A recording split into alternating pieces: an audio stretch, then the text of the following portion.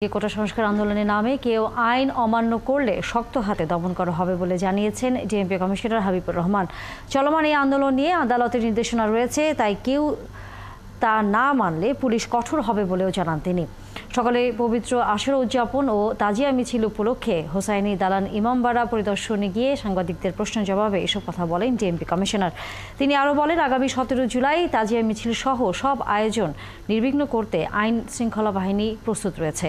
সিসিটিভির মাধ্যমে পর্যবেক্ষণের পাশাপাশি থাকবে তল্লাশি ও সাইবার চেকিং।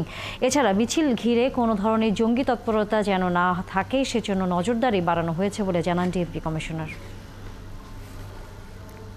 চলমান যে কোটা আন্দোলনের বিষয় সেটি একটি কোর্টের বিষয়, সুতরাং মহামান্য আদালত যে আদেশ দেবেন সেই আদেশের প্রতি শ্রদ্ধাশীল থাকা এবং সেটি মেনে নেওয়া প্রতিটি নাগরিকের একান্ত কর্তব্য।